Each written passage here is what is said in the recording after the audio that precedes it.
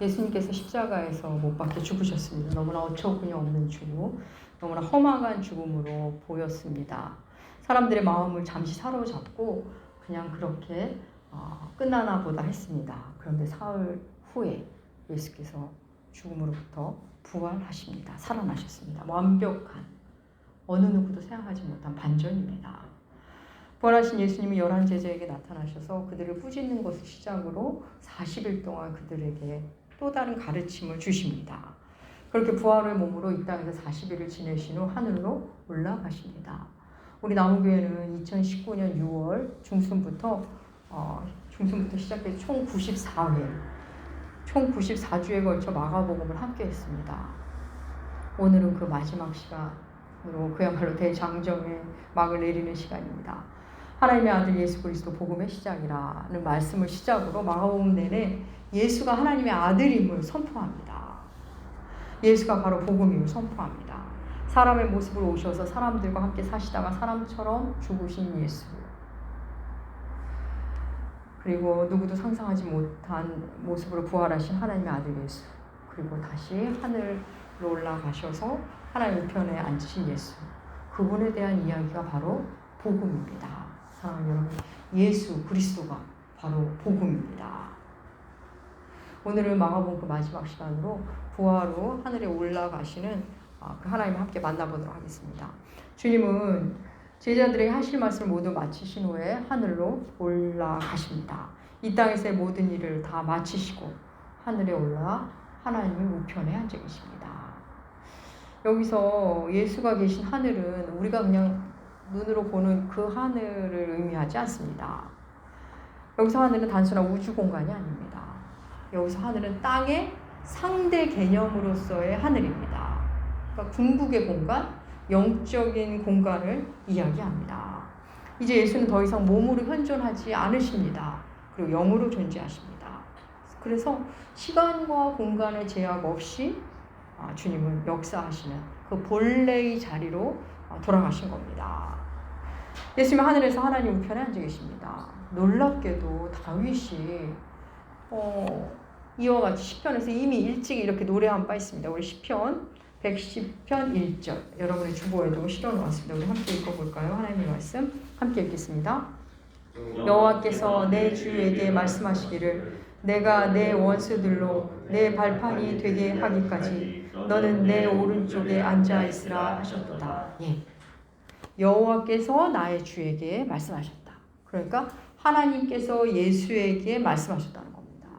놀랍게 다윗은 이것을 알았습니다. 다윗을 통해 하나님이 우리에게 들려주십니다. 성부 하나님께서 성자 예수에게 내 우편에 앉아 계시라 하셨다는 것을 다윗을 통해 이미 우리에게 들려주셨습니다. 여러분, 예수는 육으로는 다윗의 자손으로 오셨지만 영으로는 다윗의 주님이십니다. 우리가 이 부분도 마가복음 할 때 앞에서 다룬 바 있습니다. 사랑하는 여러분, 주님에 대한 주님에 대해서 아는 것이 점점 깊어지시기 바랍니다. 여러분, 주님을 안다는 것, 우리가 성경을 더 많이 공부한다고, 내가 더 노력한다고 되는 것이 아닙니다. 어떻게 주님을 알 수 있을까요? 여러분, 주님을 더 많이 의지하고 주님을 더 사랑하면 우리는 주님을 알게 됩니다. 우리가 성경을 읽고 듣고 하는 것, 그럼 성경 지식을 쌓으려고 하는 게 아닙니다. 꼭 성경을 지식을 쌓은다 해도 그게 궁극이 아닙니다. 우리가 주님을 더 힘있게 의지하고 주님을 더 잘 사랑하기 위해서 성경을 읽고 듣고 쓰고 암송하는 겁니다. 여러분, 그래야만 성경을 우리가 많이 마음에 담아야만 주님을 더 의지하게 됩니다. 말씀을 통해 주를 알고 싶고 주님을 더 의지할 때 주님을 깊이 영험합니다. 예수를 알고자 하는 열망도 없고 말씀대로 살고자 하는 사모함이 없다면 여러분, 아무리 10년, 20년, 아니 평생을 신앙생활 한다 해도 주님과의 관계가 깊어지지 않습니다. 친밀감이 없습니다. 관계가 자라나질 않습니다. 자라기는커녕 오로지 자기 방식으로, 도리어 자기 방식의 예수를 만들어 놓고 우상을 찾듯이, 우상을 섬기듯이 예수님을 만나게 됩니다. 겸손한 마음으로 주님을 의지할 마음으로 성경을 읽지 않으면 성경을 식독해도 백독해도 여러분 주님과의 관계가 깊어지지 않습니다. 성경 지식은 늘기는 하겠죠. 하지만 교만하게 할 뿐입니다.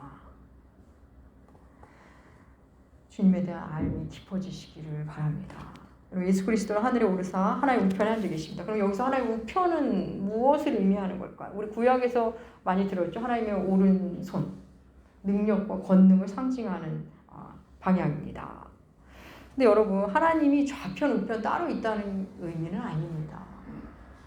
하나님의 능력, 하나님의 통치와 보전, 심판의 자리를 우편이라는 표현으로 하고 있는 겁니다. 그렇습니다. 하나님은 하나님의 권능으로 우리를 이 땅을 다스리시고 보존하십니다. 우리를 다스리시고 보존하시는 예수 그리스도, 하나님 우편에 앉으셔서 이 땅을 다스리시고 보존하는 예수에 대해서 히브리서 1장 3절은 우리에게 이렇게 말합니다. 우리 함께 볼까요? 히브리서 1장 3절 하나님의 말씀 우리 함께 읽겠습니다. 이는 하나님의 영광의 광채시오 그 본체의 형상이시라. 그의 능력의 말씀으로 만물을 붙드시며 죄를 정결하게 하시는 일을 하시고 높은 곳에 계신 지극히 크신 이의 우편에 앉으셨느니라. 예. 하나의 우편에 앉으셔서 말씀으로 사랑으로 만물을 붙드시고 계시는 분이라고 히브리서를 통해 우리에게 말씀하십니다. 만물을 붙드신다는 말, 만물을 통치하고 보존하신다는 말입니다. 여러분 주님은 지금도 만물을 붙잡고 계십니다. 주님이 그 만물을 붙잡고 계시는데 그 주님이 하나의 우편에서 내려오시는 날, 그날이 바로 종말의 날이 되는 겁니다. 여러분 주님은 지금도 하나의 우편에서 이 땅을 통치하시고 보존하고 계십니다.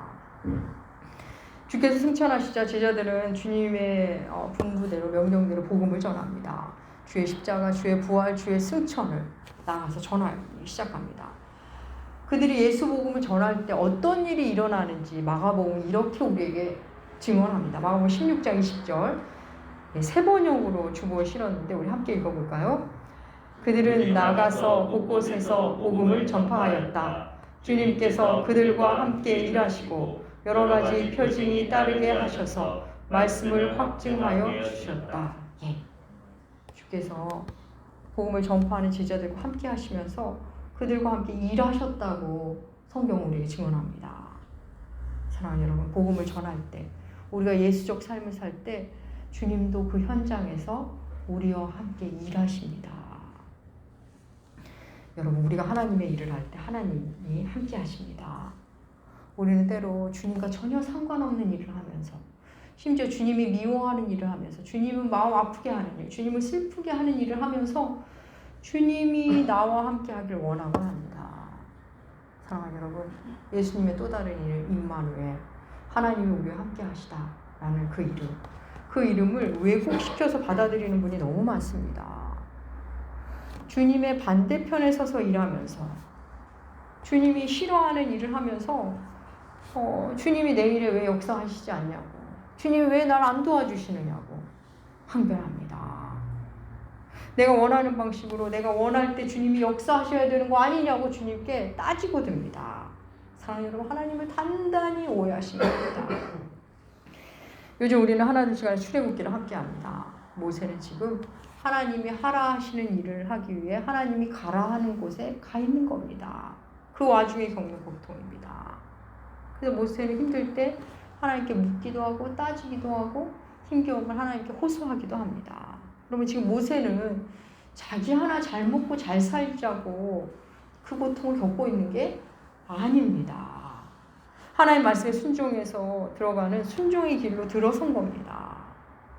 여러분, 우리가 나 하나 잘 먹고 잘 살려고 일 벌려놓고는 하나님 왜 내게 이러시냐고 따집니다. 화내고 저항합니다.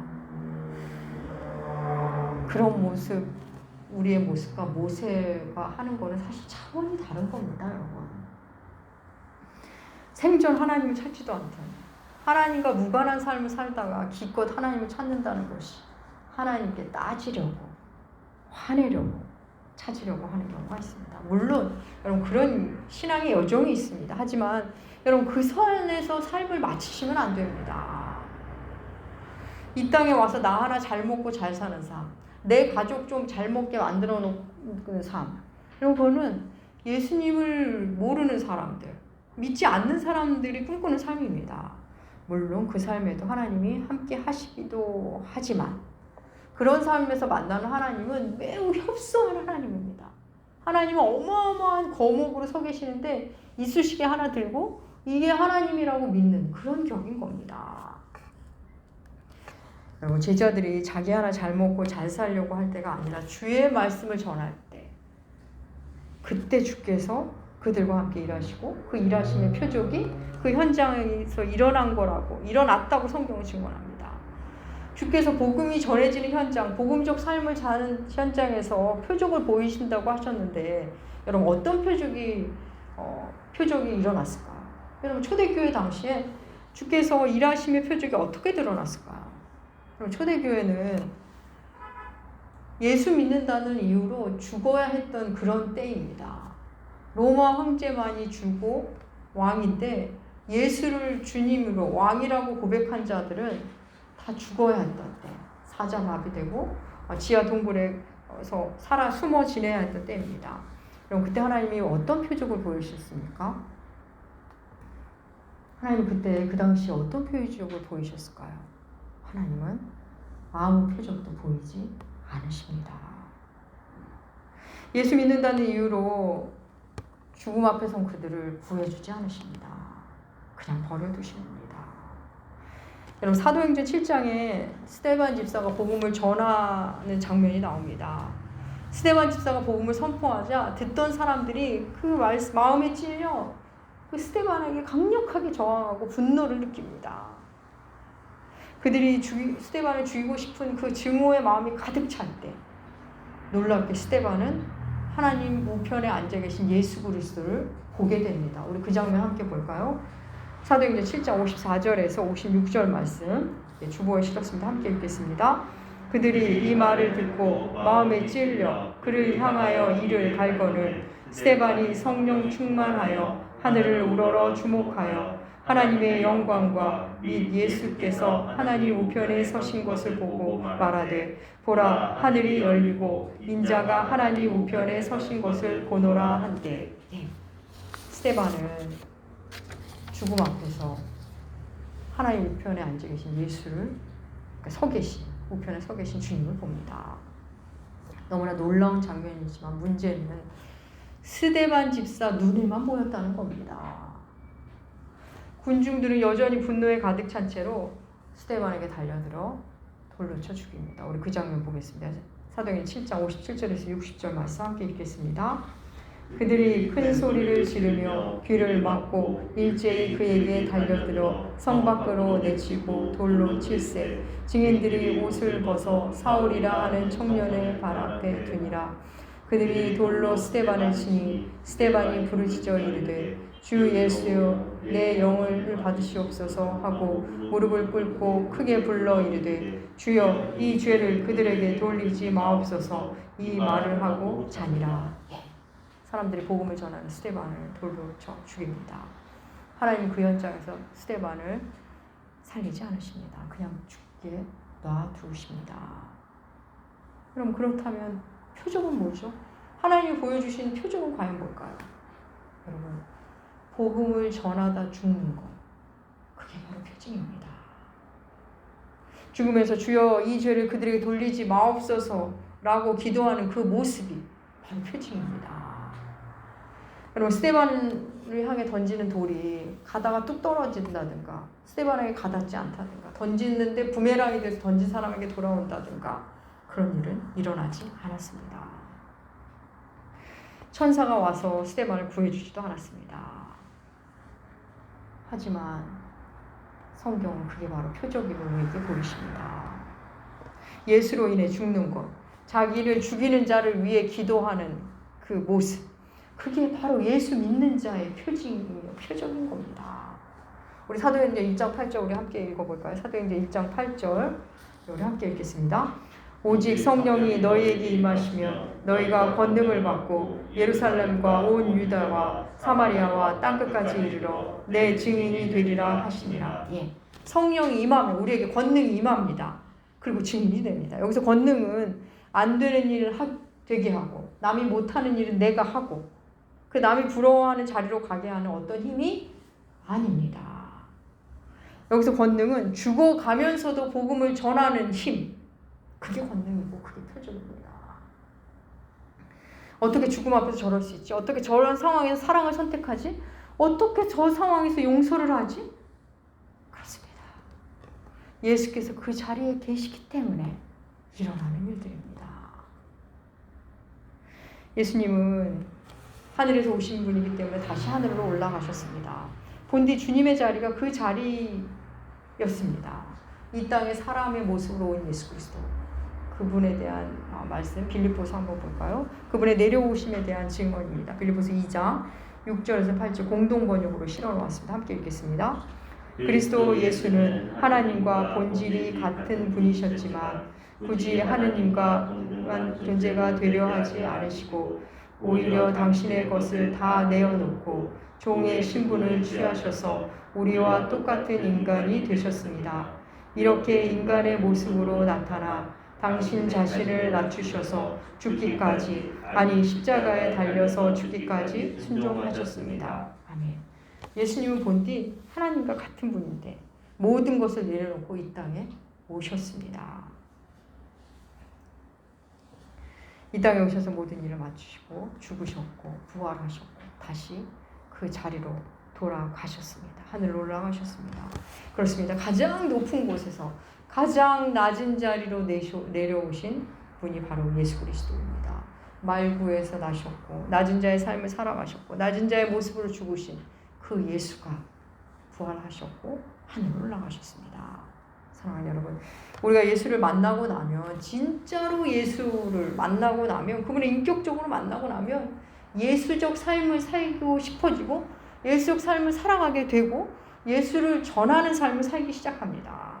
여러분, 예수적 삶이란 낮아지는 삶이죠. 우리에게 낮아지면 과연 어떤 걸까요? 늘 양보하고 허드렛 일하고 굽신거리고 그런 삶일까요? 남이 함부로 다른 사람이 나를 함부로 대해도 아무 말 못하는 그런 자리가 낮은 자리일까요? 여러분, 낮은 자리는 그런 걸 말하는 것이 아닙니다. 물론 그렇게 드러날 수는 때때로 그렇게 드러날 수는 있겠지만 여러분, 우리에게 낮은 자리는 그런 자리가 아닙니다. 우리에게 낮은 자리는 사람 앞에 낮은 자리가 아니라 하나님 앞에서 낮은 자리입니다. 하나님 앞에서 낮은 자리. 어떤 자리죠? 우리 본래의 자리. 원래 내 자리로 돌아가는 겁니다. 그래서 하나님 노릇하는 것을 그만하는 겁니다. 그리고 제자리로 돌아가는 겁니다. 내가 피조물임을 아는 그 자리. 나는 죽을 수밖에 없는 존재라는 것을 아는 자리.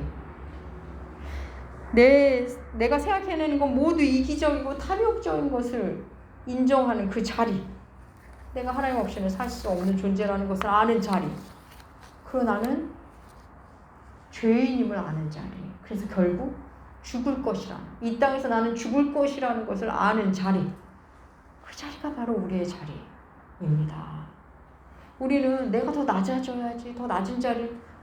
아니, 우리는 그냥 제자리로 돌아가는 겁니다. 우리는 그냥 자기 자리로 가는 겁니다. 주님은 제자들에게 온 천하 만민에게 복음을 전하라고 하셨습니다. 사랑하는 여러분, 예수라는 인격이, 예수라는 사건이 복음입니다. 예수라는 사건은 하나님의 사랑을 그대로 드러내는 사건입니다. 우리 요한일서 4장 10절과 19절 한번 볼까요? 여러분이 잘 아시는 구절입니다. 주보에 실었습니다. 함께 읽겠습니다. 사랑은 여기 있으니 우리가 하나님을 사랑한 것이 아니요 하나님이 우리를 사랑하사 우리 죄를 속하기 위하여 화목 제물로 그 아들을 보내셨습니다. 우리가 사랑함은 그가 먼저 우리를 사랑하셨습니다. 예. 우리가 하나님을 사랑하는 것 같지만 하나님이 먼저 우리를 사랑하고 계셨다고 성경은 증언합니다. 여러분, 하나님이 왜 우리를 먼저 사랑하신 걸까요? 그렇게 하나님께 저항하고 하나님께 무례한 우리들, 하나님께 무관심한 우리들, 사랑스러울 거라고는, 하나님 눈에 볼 때 사랑스러울 거라는 건 없을 것 같은 우리를 왜 먼저 사랑하시고 먼저 용서하시는 걸까요? 그 첫 번째 이유. 첫 번째 이유는 우리는 먼저 하나님을 사랑할 수 있는 존재가 아닙니다. 아니, 하나님뿐만 아니라 사람도 우리는 먼저 사랑할 수 있는 존재가 아닙니다. 우리 사랑하는 사람들끼리 이렇게 우리 누군가 사랑하기 시작하면 그러면서 그런 말 할 때 있죠. 사랑받은 사람이 사랑한다. 예, 얼마만은 맞는 것 같습니다. 하지만 곧 바닥이 드러납니다. 우리는 도통 먼저 사랑하고 제대로 사랑할 수 있는 존재가 아니기 때문입니다. 그래서 처음에는 좀 사랑하는 것 같다가 시간이 지나면 너는 왜 사랑이 없냐고 서로 따지고 싸웁니다. 그리고 내 쪽에서 사랑을 하려 하면 할수록 내 안에 사랑이 없다는 것을, 나는 사랑을 하지 못하는 존재라는 것을 만날 뿐입니다. 그래서 우리는 하나님께 사랑을 받은 자, 하나님의 사랑을 아는 자만이 하나님을 사랑합니다. 정확히 말하면 하나님은 모두를 사랑하시죠. 하나님의 사랑을 알고 받아들인 자, 그 사랑을 받아들인 자만이 하나님을 사랑하고 사람을 사랑할 수 있게 됩니다. 또 두 번째, 하나님이 우리를 먼저 사랑하시는 그 이유, 이게 중요합니다. 하나님이 우리를 사랑하시는 이유는 우리에게 주신 그 사랑, 우리가 하나님이 주신 그 사랑을 마음에 가득 담고 그 사랑으로 하나님을 사랑하라는 겁니다. 그리고 이거 너무 중요합니다. 잘 숙지하셨으면 좋겠습니다. 하나님이 우리를 사랑하시는 이유는 그 사랑으로 하나님을 사랑하라고 사랑해 주시는 겁니다. 여러분, 하나님을 사랑하지 않으면 하나님이 우리에게 주시는 사랑은 다 수포로 들어갑니다. 물거품입니다. 하나님이 우리에게 그렇게 크신 사랑을 주셨는데 우리가 하나님을 사랑하지 않는다? 하나님이 우리에게 너무 크신 사랑을 주셨기 때문에 하나님이 진노하시는 겁니다. 그래서 사랑 여러분, 만민에게 복음을 전하라 하신 주님의 말씀, 그 만민 중에 첫 번째 사람은 바로 우리 자신입니다. 나 자신에게 자꾸 복음을 들려줘야 합니다. 예수라는 인격을, 예수라는 사건을 만나도록 나를 자꾸 말씀의 자리로 데려가야 합니다. 사랑하는 여러분, 삶이 고단할 때 예수를 생각하십시오. 누군가로부터 오해받을 때 다시 예수 앞으로 나아가십시오. 답답할 때, 우울함으로 힘겨울 때 다시 예수를 찾으십시오. 나보다 먼저 나를 사랑하신 분, 나보다 나를 더 잘 아시는 분, 그 하나님을 만나는 유일한 통로가 예수 그리스도입니다. 여러분, 믿음이 흔들릴 때 예수 이야기를 하십시오. 나의 존재에 깊은 회의감이 몰려올 때, 인생의 회의를 느낄 때 예수 이야기를 들으십시오. 이 땅의 삶이 흔들리고 두려움이 찾아올 때 예수를 전하십시오. 그때 그 현장에 주께서 일하십니다. 그때 주께서 나와 함께 하심의 표적이 나에게 드러나기 시작합니다. 사랑하는 남은교회 교우 여러분, 우리가 주를 더욱 사랑하고 그 사랑으로 내 삶을, 내 존재를 가득 채워가는 것, 그게 바로 하나님의 일하심의 가장 확실한 증거입니다. 사랑하는 여러분, 기쁨의 50일 기간입니다.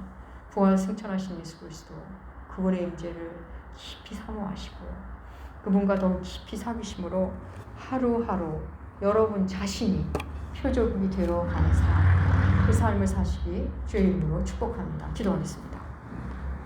하나님 아버지, 감사합니다. 예수라는 복음을 만나지 않았다면 우리는 어떻게 살아가고 있었을까요? 하늘에 오르사 우리를 통치하고 보존하시는 우리의 주님, 우리로 더욱 예수 그리스도를 사랑하는 삶을 살도록 인도하여 주시옵소서. 사랑하며 사는 것이 바로 주께서 나와 함께 하시는 증거임을 우리로 알게 하여 주시옵소서. 주의 사랑으로 가득 차서 주님을 더욱 깊이 사랑하는 우리가 되게 하여 주시옵소서. 감사드리며 존귀하신 예수님의 이름으로 기도합니다. 아멘.